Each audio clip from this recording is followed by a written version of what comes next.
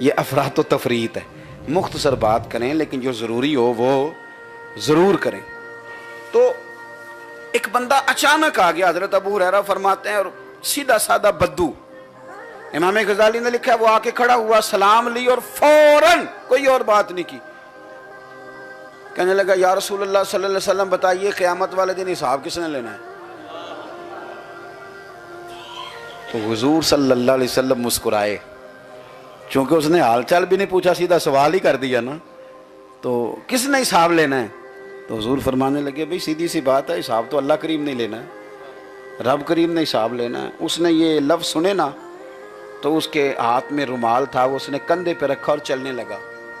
تو حضور فرمانے لگے سن تو صحیح, سوال پوچھا ہے, جواب لیا, اب تو جا رہا ہے. کہنے لگا حضور بس اتنا ہی پوچھنا تھا, اگر اللہ نے حساب لینا ہے تو اللہ بڑا کریم ہے, اور کریم جب غالب ہوتا ہے تو معاف ہی کرتا ہے, اس نے حساب لینا تو پھر کرم ہی ہونا ہے. یہ کہہ کے وہ چلا گیا. حضور خاموش ہو گئے, مسکراتے رہے. حضرت ابو ہریرہ کہتے ہیں ہم نے پوچھا یا رسول اللہ یہ کیا کر گیا, کیا جواب لے گیا, کیا کہہ گیا؟ حضور فرمانے لگے بندہ سادہ تھا, بات سیانی کر کے گیا ہے, بات ٹھیک کر گیا کہ اللہ کریم. یہ حضور نے ہمارے عقائد مضبوط کیے. رسول پاک صلی اللہ علیہ وسلم نے ہمارے عقائد, حضور نے ہمیں عقیدہ رسالت بھی سمجھایا. آپ کو بخاری مسلم میں اصل ملے گی, سیرت کی ساری کتابوں میں ملے گی. خندق کے موقع پر نا آج لوگوں کا عقیدہ رسالت کے بارے میں بھی بڑا عجیب مفہوم ہے. جس طرح عقیدہ توحید کے معاملے میں حالات خراب ہیں, عقیدہ رسالت کے بارے میں بھی بڑے عجیب معاملہ. کہتے ہیں بس نبی آئے تھے معاذ اللہ اور ہمیں اللہ کا پیغام دے کے چلے گئے, ان کو ایک جو ہے وہ پیغامبر مانو. او خدا کے بندو, یہ اللہ کا پیغام تو لے کے آئے ہیں, پر رب کا پیغام بغیر ذات مصطفیٰ کے سمجھا نہیں جا سکتا.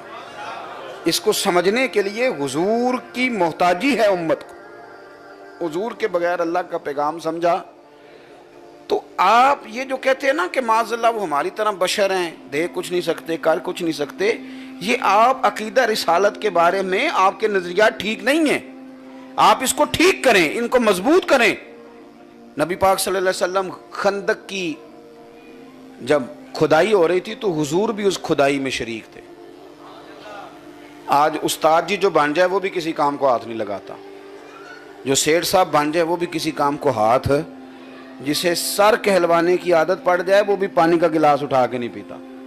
حضور سید عالم صلی اللہ علیہ وسلم اپنے دست مبارک سے خندق کھود رہے ہیں, ایک چٹان نہیں ٹوٹتی تھی تو صحابہ نے کہا حضور نہیں ٹوٹتی, فرمایا کدال مجھے دو.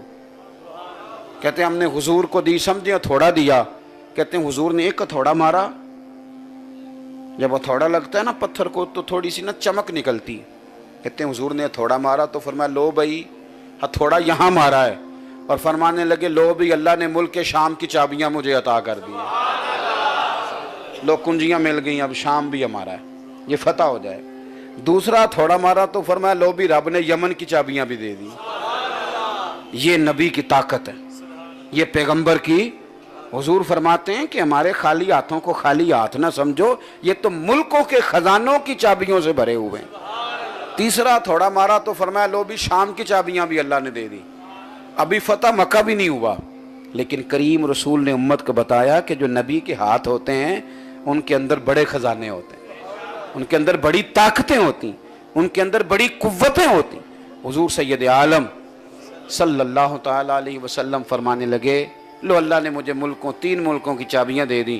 صحابہ کہتے ہیں وہ بات حضور نے خندق میں کی تھی, لیکن وقت گزرا, حضرت عمر کا زمانہ آیا, اور جب وہ علاقے فتح ہوئے اور ان علاقوں کے ہر شہر میں مدینے والے کے نام کی اذان پڑی گئی تو ہمیں سمجھ آ گئی کہ چابیاں واقعی دست مصطفیٰ میں, واقعی حضور کے دست مبارک میں.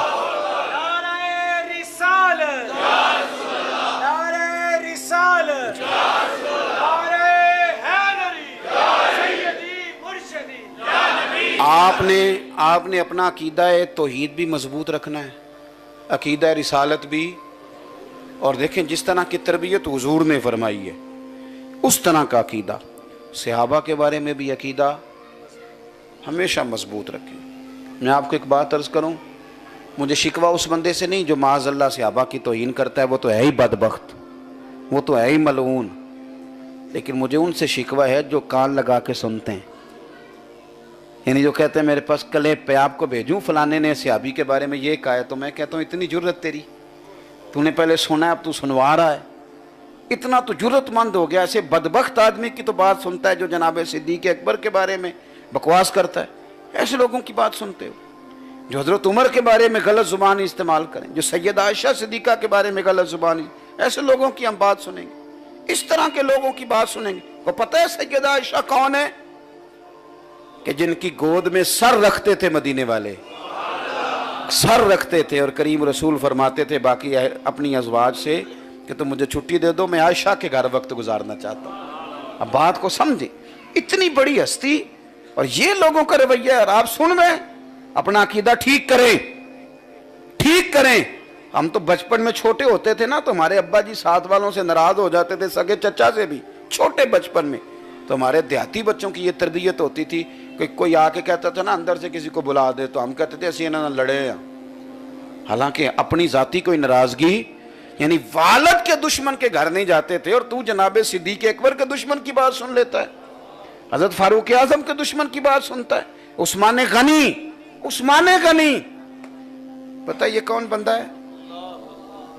کہ سیدہ عائشہ کہتی ہیں کہ سب صحابہ آتے رہے، ابو بکر بھی آئے، فاروق اعظم بھی آئے رضی اللہ تعالیٰ عنہما، حضور لیٹے رہے، عثمان آئے، حضور اٹھے، اپنی طامت مبارک کو حضور نے نیچے کیا، تو میں نے عرض کی حضور باقی دو آئے تو آپ بیٹھے رہے اور عثمان آئے، تو فرمایا عائشہ میں اس کی حیا نہ کروں جس سے فرشتے بھی حیا کرتے ہیں، اس سے بڑا بھی کوئی بدبخت ہے، اس سے بڑا بھی کوئی بدبخت ہے جو اس عثمان کی حیا نہ کرے جن کی میرے نبی پاک بھی حیا کرتے ہیں، اس سے بڑا بھی کوئی بدبخت ہے جو حضرت عثمان کی بھی۔ اور آپ سن رہے ہیں، کہہ رہے ہیں یہ بھی آیا تھا۔ اور کچھ لوگوں کو نا ایک نیا تماشا لگ گیا، کہتے جی میں بڑا نرم ہوں، میں سب جگہ چلا جاتا ہوں۔ تو کیا بات کرتا ہے، تو سب جگہ جائے گا؟ اس کے پاس جائے گا جو معاذ اللہ حضور سید عالم علیہ السلام کے اصحاب کے بارے میں لمبی زبان کر کے بات کرتا ہے۔ خدا کا خوف کریں، آپ سمجھیں اس بات کو۔ حضور نے تو اس کا جنازہ نہیں پڑھایا تھا جو حضرت عثمان کا بے ادب تھا، مر بھی جائے تو نبی پاک صلی اللہ علیہ وسلم نے جناب پڑھا ہے نا ترمذی شریف، آپ حضور نے فرمایا نہیں جنازہ پڑھاتا، یہ عثمان کا بے ادب ہے، حضور تو جنازہ نہیں پڑھاتے اور تو ملاقاتیں کرتا ہے، یہ کیسی عجیب پالیسی۔ اور اسی طرح سے یاد رکھو اپنا عقیدہ ٹھیک رکھنا ہے، ساری زندگی کو بندہ مقام ابراہیم پہ نماز پڑھے اور روز حجر اسود کے بوسے لے اور روز خانہ کعبہ کا طواف کرے اور روز صحیح کرے اور روز عمرہ کرے، لیکن حضور کی اولاد سے پیار نہ کرے تو بے ایمان ہو کے مرے گا۔ وہ ایماندار مر سکتا؟ یہ ضروری ہیں محبتیں، یہ محبتیں ضروری ہیں۔ اپنے عقائد کو، اپنے نظریات کو مضبوط رکھیں، مہربانی فرمائیں۔ کبھی ادھر بہ جاتے ہیں، کبھی ادھر بہ جاتے ہیں، کوئی ایسا کام نہ کریں۔ اور کسی بندے کے ایسے، اب تو ہمارے یہاں چونکہ تقریریں چمکانے کا رواج ہے، لوگوں نے اپنی اپنی تقریریں چمکانے، میں آج بتاؤں گا صحابہ کی شان کیا، اور میں کہتا ہوں تو بیٹھ جا یار، تو ان کی شان بتائے گا جن کی شان خود قرآن پاک نے بیان فرمائی ہے۔ میں آج بتاؤں گا اہل بیت کی شان کیا ہے، تو ان کی شانیں بیان کرے گا جو اگر نظر بھی آئیں تو مدینے والے رسول کے کندھوں پہ نظر آتے ہیں۔ میں تجھ سے شان سننے کی کیا ضرورت، تو وہ شان بیان کر جس میں یہ نہ محسوس ہو کہ شان صحابہ بیان ہو رہی ہے تو اہل بیت کے بارے میں کوئی کجی ہے، اور اہل بیت کی عظمت بیان ہو رہی ہے تو صحابہ کے بارے میں کوئی کمزوری۔ اس طرح کے کسی شخص کے قریب جانے کی کوئی ضرورت آپ مہربانی فرمائیں۔ اور بہت ساری ایسی چیزیں جو بلا وجہ چھوڑ دی گئی ہیں۔ ایک بات اور میں بڑے درد سے کہتا ہوں، آپ کافر کو کیا چہرہ دکھا رہے ہیں اسلام کا کہ شروع سے مسلمان آپس میں لڑ رہے ہیں، یہ آپ دکھا رہے ہیں، روز تقریریں کر کے یہ بتانا چاہتے ہیں، یہ سکھانا چاہتے ہیں آپ کہ صحابہ اور اہل بیت بھی ناراض رہتے تھے جنہوں نے ڈائریکٹ نبی پاک سے دین لیا ہے، اگر وہ لوگ ہی ٹھیک نہیں تھے تو آج بندے کیسے ٹھیک ہو گئے؟ تو یہ بہت ساری خرابیاں جو آج پیدا ہو رہی ہیں، ان کا ایک ہی حل ہے، ایک ہی، یہ میں تقریر آپ سے کر رہا ہوں، یہ بات آپ کو سمجھ، ایک ہی حل ہے اس کا۔ جو چیز مارکیٹ میں خریدی نہ جائے وہ بننی بند ہو جاتی ہے۔ کون نہیں سمجھ آئی آپ کو میری بات؟ جس چیز کو لوگ خریدے نہ وہ کوئی کارخانہ بناتا ہے، کارخانہ تو وہ بنائے گا جس کی ڈیمانڈ ہوگی۔ اگر آپ ایسے لوگوں سے ناتا توڑ لیں جو یہ حرکتیں کرتے ہیں تو یہ کام کرنے سے بھی لوگ باز آ جائیں گے۔ لوگ چسکے کے لیے سنتے ہیں، کانوں کی لذت کے لیے۔ खुदा रा ये काम ना करें, खुदा रा ना करें, कभी ना करें। हमसे तो नहीं सुना जाता, आप सुन लेते हैं, हमसे तो बात चेहरे नहीं देखे जाते। हम कहते हैं यार ये शख्स जो सहाबा के बारे में बात करे, अहले बैत के बारे में गलत बात करे। तो हमने अपना अकीदा तौहीद भी तगड़ा रखना है, अकीदा रिसालत भी तगड़ा। और ये जो मेरे आला हज़रत फाज़िल बरेलवी के नज़रियात हैं, ये बड़े साफ़ सुथरे हैं। क्या अंदाज़ है अकीदा रिसालत। कहते हैं हश्र तक डालेंगे हम पैदाइश मौला की धूम, हश्र तक। ये अब हमारे यहाँ शेर पढ़े जाते हैं तो वो ना शेर भी बड़ा बुरा हाल है, नात खानी भी अब अल्लाह ही खैर फरमाए। जो हशर हमारे यहाँ कर दिया गया है ना कुछ शेरी ज़ौक़ है। मैंने एक दफ़ा बड़े मशहूर आदमी से कहा था कि आपने सिर्फ हमें ना, मैं किसी मुश्किल शायर का नाम नहीं लेता, आप सिर्फ मुज़फ़्फ़र वारसी का कलाम ही सुनाएं, हफीज़ ताइब का ही सुना दें। ये तो सादे लोग हैं ना, हमारे दौर के हैं, अभी थोड़ा अरसा पहले गए, ये भी नहीं पढ़ेंगे। ये तो अब नात पढ़ी जा रही है, सोने दा मिलाद मना मेरी फरमाइश थे, ये को नात है। ये हुजूर के शयान शान लफ्ज़ हैं जो आप अदा कर रहे हैं। ये नात सुने फाज़िल बरेलवी से, आला हज़रत से नात सुने। कहते हैं कि माह मदीना अपनी तजल्ली अता करें, माह मदीना अपनी, ये ढलती चांदनी तो पहर दो पहर की है। और फिर आला हज़रत का शेर सुनिए, कहते हैं मैं खानेज़ादे कोहना हूँ, सूरत लिखी हुई बंदों कनीज़ों में मेरे मादर पिदर की है। मैं खानाज़ादे कोहना हूँ, कहते हैं हुजूर मैं आपका ख़ानदानी नौकर हूँ। वो जो ख़ानदानी नौकर नहीं होते, जिनके दादे भी नौकर होते हैं, परदादे भी नौकर, नानियाँ भी दादियाँ भी, कहते हैं मैं खानेज़ादे कोहना हूँ और सूरत लिखी हुई। हुजूर हमारी तो शक्लें से आप वाक़फ़ हैं कि हम आपके ख़ानदानी नौकर हैं। और कहते हैं बंदों कनीज़ों में मेरे मादर पिदर की है, कहते हैं मेरे माँ बाप के नाम भी आपके रजिस्टरों में लिखे हैं कि हम दरवाज़े रसूल के ख़ानदानी ग़ुलाम हैं। ये शेर है, ये शेर का हुस्न है।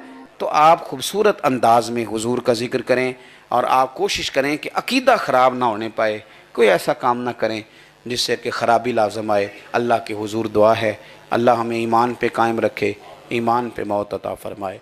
आखिर दावा।